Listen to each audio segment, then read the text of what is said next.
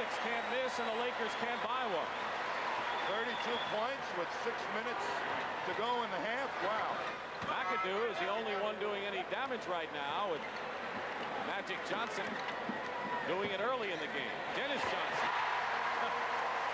Kareem with 3 fouls. Watches a Celtic clinic at this point. Well, look at Magic kind of semi-walk it up against 5 of the Celtics. They're hustling back on D, and they're taking away the fast break of the Lakers beautifully. Dennis Johnson again. Timeout. Riley and the Lakers.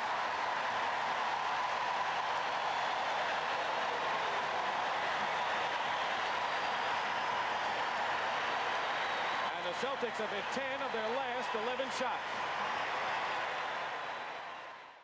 Here in Boston Garden between these two teams. Tommy, how do you think the Lakers feel coming from the Western Conference playoffs to this? Well, that is such a fast-breaking division out there that they're not used to the body contact and the jamming underneath the boards, and they've been running that break free and easy, not really having to force to get it going. And here the Celtics have really gotten physical again, and look at Nicholson's reaction to the stopping of the fast break. Yeah. Oh, big yawn. I tell you, this has got to be a shock for the Lakers. Absolutely. They were really forcing their style on everybody they played until they just started in this ballgame. Wow.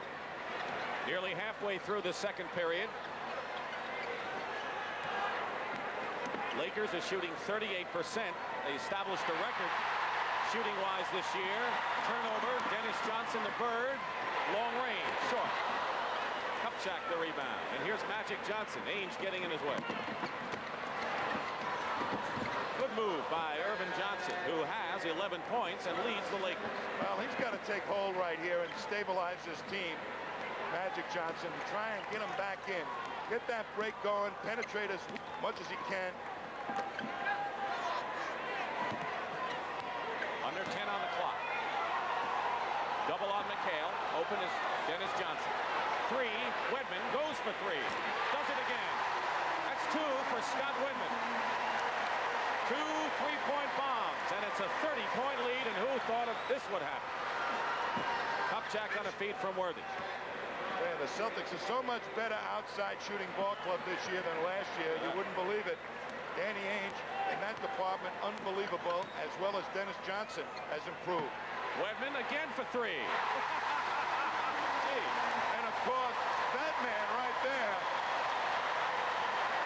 Wow. Scott Wedman has hit all of his 3-point attempts. 3. Byron Scott comes right back. We don't know if the Celtics will keep this up, but I think there'll be a lot of psychological ramifications in this game. Dennis Johnson hits the jump shot. They are playing so loose and easy right now, the Celtics. They got the ultimate confidence. Double on Worthy comes back. You know, the other day in practice, Kevin McHale said the greatest thing about this series is that people think we're the underdog. That's the best news. That fires us up. Laker foul on Scott. And here is Mike McGee making his first appearance, replacing Byron Scott, who goes out with 4 points. I watched the Lakers come and work out yesterday. They were having a good time, a lot of laughing. I think the Celtics approached this game a little bit more in a serious vein. McHale is fouled going inside by Mitch Kupchak, his first. Of course, the effects of one game you can always shrug off. It's just really interesting to see how the Lakers, with their great fast break, have had it taken to them in this first half. Well, that's a matter of willpower. You got to force it. If the other team's going to take it away from you, you got to make sure you do it. 20-second timeout now. You know, Dick, the other aspect of trying to play a pace game like the Lakers is some type of pressure defense that they have not ever incorporated into their style of play. When you play a pressure defense, that means the pace is upbeat both on offense and defense. And that's one of the little things that I think that the Lakers miss in trying to dominate pace-wise. Well, what kind of an effect does this have on them when Pat Riley talks to them at halftime? Because This was the scene of the crime. This was the scene of their biggest nightmare when they lost games 5 and game 7 here last year. Now they come in as favorites. They're sky high, and they're getting blown out by 30 points in the first half. I think Pat Riley would be very concerned about this because he said to us yesterday, game 2 and game 4 last year, that they lost games they should have won, really debilitated them and took the run out of their legs. And that's what's happening right here today. It could change their whole mental attitude and approach to the game. 4:05 remaining in the first half. We'll be hearing from Brent Musburger at halftime. Here's the man under the gun. He's got to get them emotionally back in the game and playing with a little bit more confidence. Magic Johnson. Worthy is trying to post up. Cooper is wide open. The front line scoring in this game, like everything else, favors Boston. No matter what numbers you put up there, the Celtics will have the edge, and rightfully so. They have played a near perfect game so far. Double on McHale. Two-man game, and Magic read it fine. Good defense by Johnson. Goes all the way outside. Bird to Dennis Johnson. Lakers are back defensively. Ainge. McHale comes out to Dennis Johnson. Celtics in no hurry as we wind down to 3 minutes to go in the first half.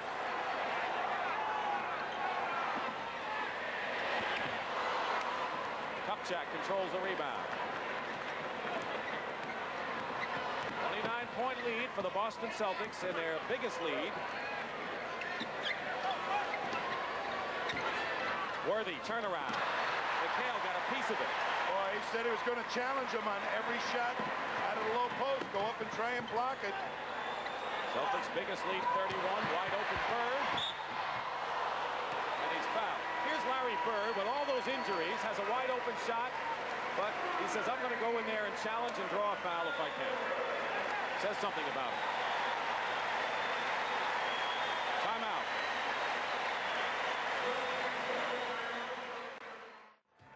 Well, Brent, I hope he doesn't light that cigar too early. What was the earliest you ever saw a red light one of those, Tommy? Usually in the fourth quarter sometime, but this could be over at halftime, but I doubt it. I'd say this, that the Celtics have thrown their best half that I've seen them play in playoff competition a long time at the Lakers at just the right time to psychologically affect this series. It's going to take a nice halftime talk by Pat Riley to get his team's heads back into this game and the series. Danny Ainge with 15 as the Celtic high scorer. Parrish has 14, McHale 13, and the Celtics already have 5 men in double figures. Kupchak guarded by Larry Bird. Mike McGee has been a point-a-minute man this year for LA. Magic. 4 seconds on the clock. Worthy misses. Wedman gets the rebound. Boy, great defense by the Celtics that time. Forced at least 5 or 6 passes around the horn, and the Lakers still did not get a good shot. Wet spot on the floor, spotted by Darryl Garretson. That could be dangerous, and so we have a stoppage of play. Casey Jones. 11 championship rings as a player, an assistant, and a head coach, trying to do what his buddy Bill Russell did. Coach back-to-back world champion.